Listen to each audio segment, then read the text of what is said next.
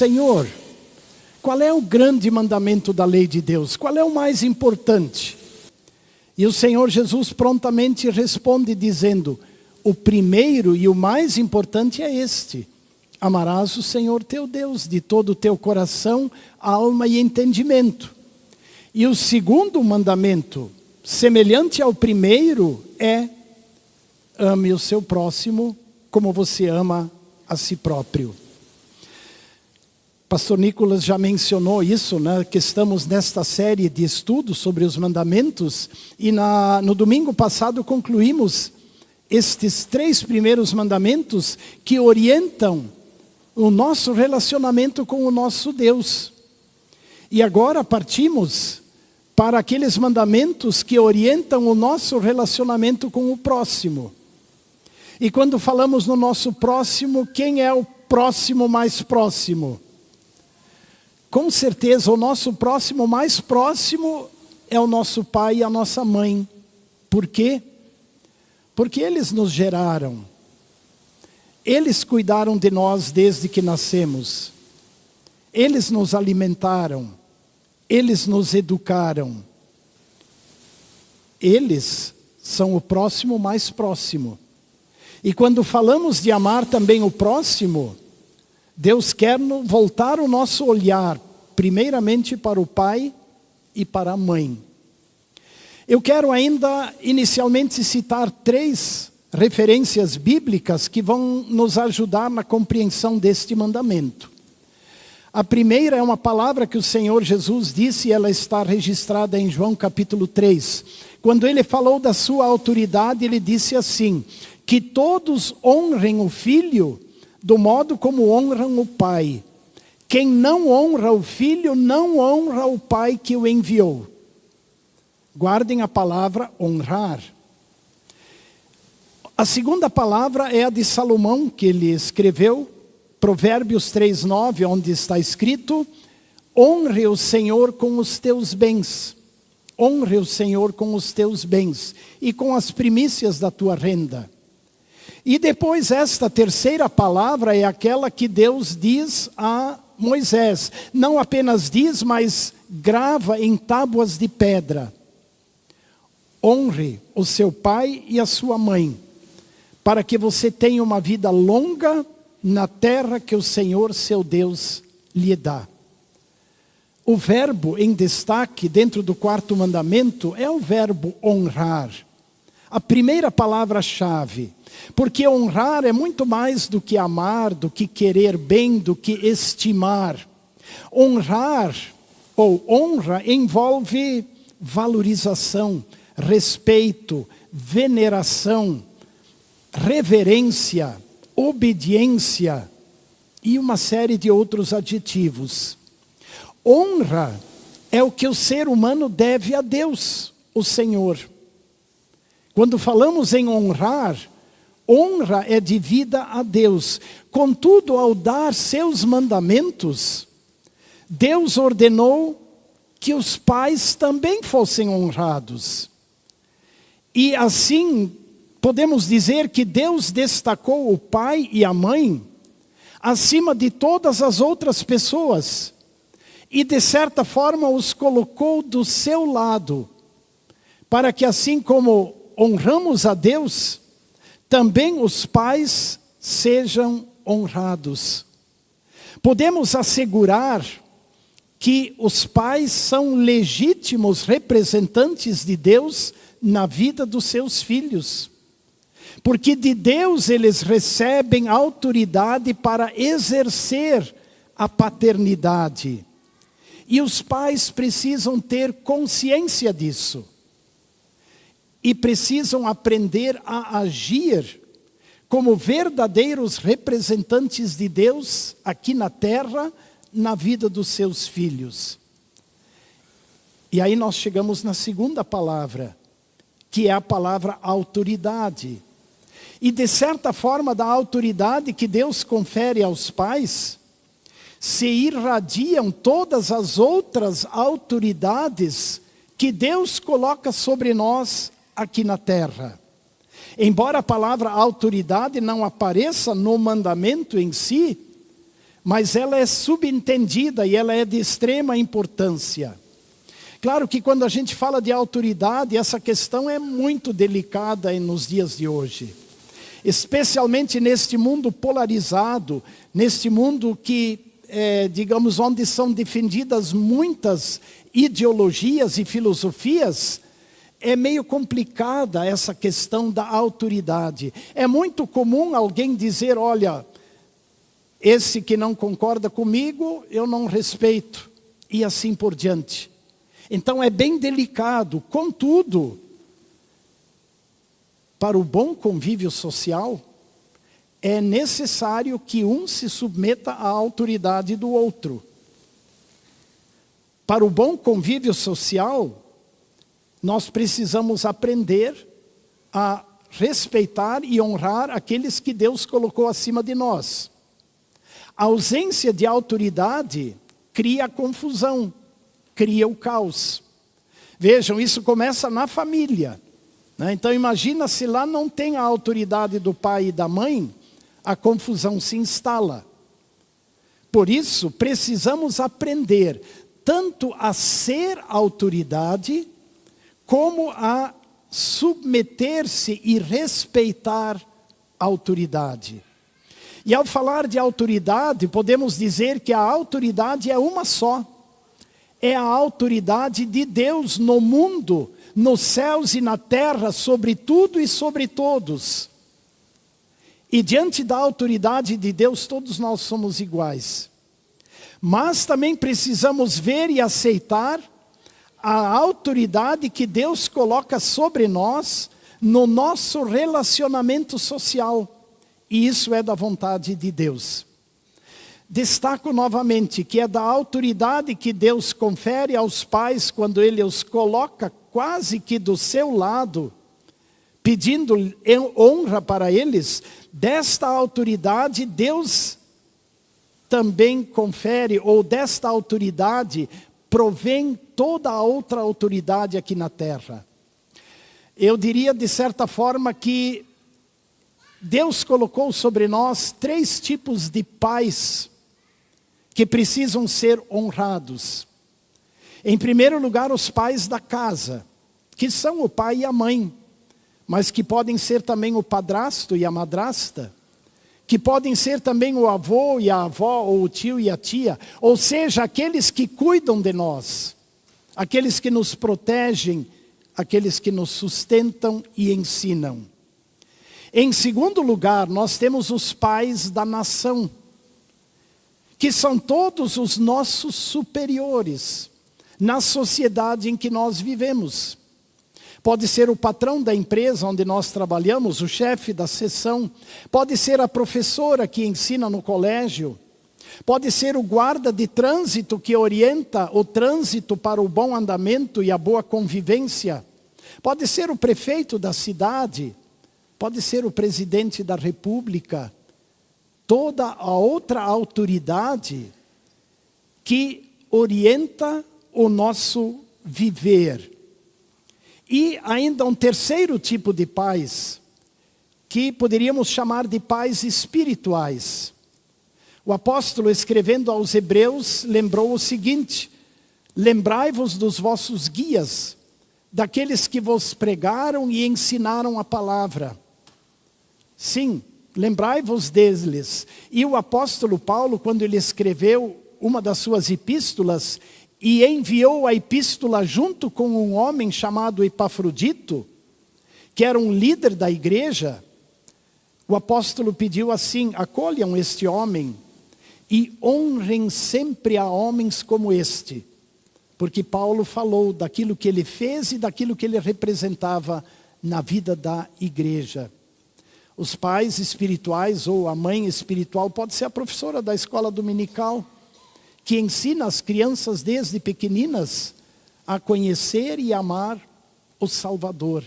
Enfim, nós temos muitos pais, muitas mães que Deus colocou sobre nós, não só os do lar, mas também na sociedade.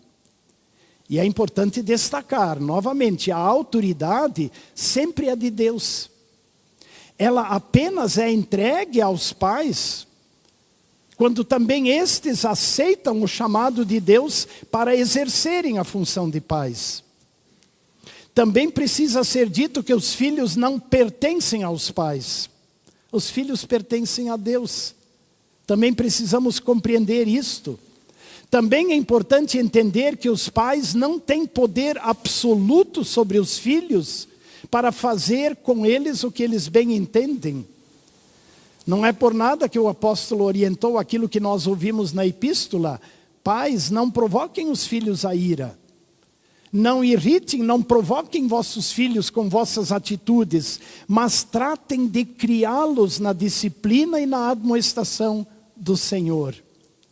Aos pais, sim, cabe sobretudo encaminhar os seus filhos a Deus, através do batismo, levando-os ao batismo e educando-os na fé cristã, como lembra Salomão, ensine a criança no caminho em que deve andar. E quando ela for velha, não vai se desviar deste caminho. Assim como isto é colocado para os pais, do mesmo modo, todos que exercem autoridade na sociedade precisam entender que a autoridade que eles têm lhes foi conferida por Deus, mas que eles não são os donos daqueles sobre os quais eles exercem a autoridade, mas que acima de tudo eles são servos. A exemplo do próprio Senhor Jesus, que disse: eu não vim para ser servido, mas eu vim para servir e dar a minha vida como resgate pela salvação da humanidade. Uma vez colocado isto, quero concluir com 4 breves reflexões. Quero começar falando da promessa que este mandamento contém. O primeiro mandamento com promessa, como escreveu o apóstolo. A primeira promessa é feita conforme ela está aqui projetada. Vou pedir que todos vocês leiam em voz alta, conforme está na projeção.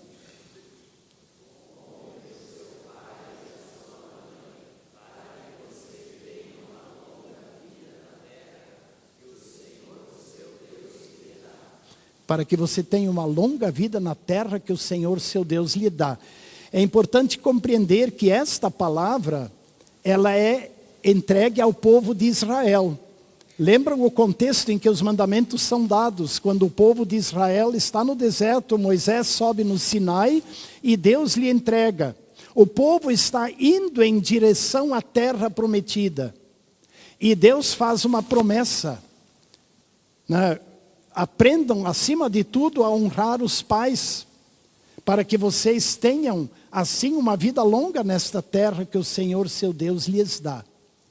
Isto não significa que todo filho obediente vai viver 90 ou 100 anos. Tá? Então é importante entender isso. Mas que aqueles que aprendem a honrar seus pais e superiores, terão uma vida feliz e abençoada por Deus. A longevidade, tudo isso depende dos propósitos de Deus na vida de cada um. Mas aquele que aprende a honrar pais e superiores, ele viverá uma vida sob o olhar e a bênção graciosa de Deus. Quer viva 100 anos ou quer viva poucos anos. Segunda observação, falar um pouco sobre honrar e obedecer. Deus exige no mandamento que nós honremos todos aqueles que Ele coloca sobre nós. A autoridade da casa, né, da família, a autoridade do rei. O apóstolo Pedro escreve sempre: honrem o rei, né, honrem a autoridade. E lá estão englobadas todas as autoridades. E honrem aqueles que vos pregaram a palavra ou que vos ensinaram. Mas a questão, devemos cegamente obedecer tudo que os pais e superiores exigem de nós? Aí tem uma palavra do livro de Atos, capítulo 5, verso 29, onde está escrito: antes importa obedecer a Deus do que aos homens. Em que contexto essa palavra é dita? Após a ascensão de Jesus, as autoridades religiosas de Jerusalém proibiram os discípulos de Jesus de continuar falando no nome de Jesus. E Pedro e João disseram, nós não podemos deixar de falar. E eles foram lançados na prisão. Mas o anjo os libertou. E quando novamente eles são trazidos diante do grande tribunal eclesiástico, e novamente proibidos de falar, eles dizem, neste caso nós vamos obedecer a Deus e não aos homens. Então também isto vale como orientação para a nossa vida. Naquelas situações em que as autoridades, quer seja do lar, pai e mãe, ou da sociedade, exigirem de nós, ou determinarem aquilo que contraria a palavra e o mandamento de Deus, nós podemos agir como Pedro e João, ou como o profeta Daniel lá no exílio, né, que não se submeteu à ordem do imperador, ou como os amigos de Daniel, que também, mesmo diante de ameaças, não se dobraram diante dos deuses pagãos, e estavam prontos também a enfrentar a situação. O terceiro destaque é esse, muito bem lembrado na leitura do Evangelho. Aquela tradição entre os líderes religiosos. Se alguém destinava um valor em dinheiro a Deus, ele não precisava se preocupar em cuidar do pai e da mãe. E eles chamavam essa oferta especial de Corban. E era uma tradição que contraria o mandamento que diz, honra, cuida do teu pai e da tua mãe. Sabem, Deus não exige de nós ofertas em detrimento ao cuidado dos pais. Hoje também isso é um pouco delicado, porque muito se pede dinheiro, dízimos e ofertas. Como filhos também que somos, precisamos também, claro, honrar a Deus com nossas ofertas, como eu mencionei antes na palavra de Salomão em Provérbios. Mas o nosso olhar não pode se desviar do pai e da mãe, especialmente quando eles ficarem idosos, frágeis ou enfermos e precisarem de nós, do nosso dinheiro, do nosso sustento e da nossa ajuda. Então é uma palavra bem importante, né? Deus não faz exigências para que nós entreguemos todas as nossas ofertas dentro da nossa igreja. Ele quer que o honremos, mas o honremos também cuidando dos nossos pais, ou dos tios, ou dos avós, né? Daqueles que Deus colocou sobre nós. E por último, para concluir, volto àquela palavra que eu citei no início. É a palavra de Jesus que diz que todos honrem o Filho do modo como honram o Pai, porque quem não honra o Filho não está honrando a Deus. Jesus é digno de toda a honra, por quê? Porque sendo verdadeiro Deus, assumiu a nossa natureza humana e como nosso substituto, nosso eu digo de todos os seres humanos, ele cumpriu a lei de Deus que nós não conseguimos cumprir. Porque a exigência de Deus é santo sereis porque eu sou santo.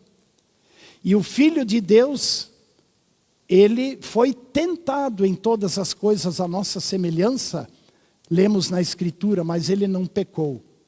Então ele é nosso substituto, cumprindo a lei. Mas nós merecemos o castigo porque não cumprimos a lei. Então, novamente, Jesus nos substitui. Ele assume a nossa culpa. Ele carrega o nosso pecado. Ele é castigado em nosso lugar até a morte de cruz. Ou seja, ele precisa ser honrado, porque ele tem poder e autoridade para nos perdoar. Para agora dizer, filho, filha, teus pecados estão perdoados. Honramos a Jesus quando nós o reconhecemos como verdadeiro Deus e único Salvador da humanidade. Nós honramos a Jesus, o Filho, quando nós o aceitamos como nosso Salvador pessoal e confiamos nele. E honrando o Filho, honramos o Pai. Confie em Jesus. Amém.